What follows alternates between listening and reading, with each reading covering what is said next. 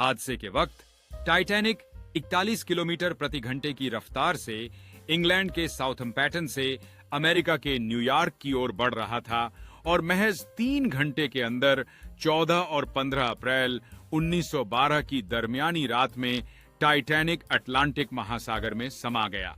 जिस जहाज के कभी नहीं डूबने की चर्चा थी, वह डूब गया। हादसे में 1500 के करीब लोग भी मारे गए। इसे 112 साल बीतने के बाद भी सबसे बड़ा समुद्री हादसा माना जाता है। हादसे की जगह से अवशेषों को सितंबर 1985 में हटाया गया था। हादसे के बाद कनाडा से 650 किलोमीटर की दूरी पर 843 मीटर की गहराई में जहाज 2 भागों में टूट गया था और दोनों हिस्से एक दूसरे से 800 मीटर दूर हो गए थे। अब भी टाइटैनिक की कहानी समुद्री इतिहास में एक चिरस्थायी याद के रूप में जीवित है, जो हमें मानवीय त्रासदी और साहस की याद दिलाती है।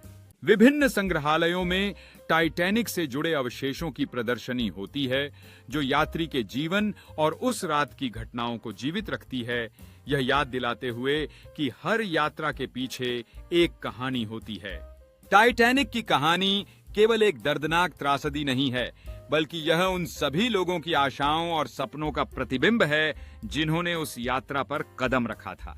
इस मशहूर जहाज ने अपने जीवन में अभूतपूर्व यात्रा की थी, लेकिन एक रात ने उसकी कहानी को बदल दिया और आज भी यह हमें याद दिलाता है कि समुद्र की शक्तियों का कोई मुकाबला नहीं होता। हर साल टाइटैनिक की बरसी पर लोग इकट्ठा होते हैं और उन जीवनों को याद करते हैं जो उस भयानक रात खो गए थे, यह सुनिश्चित करते हुए कि उनकी कहानियां कभी भूली न जाएं। विज्ञान और प्रौद्योगिकी ने हमें टाइटैनिक के अवशेषों को फिर से खोजने का मौका दिया है, जिससे हम उस समय में वापस जा सकते हैं जब यह एक जीवित और गतिशील जहाज था।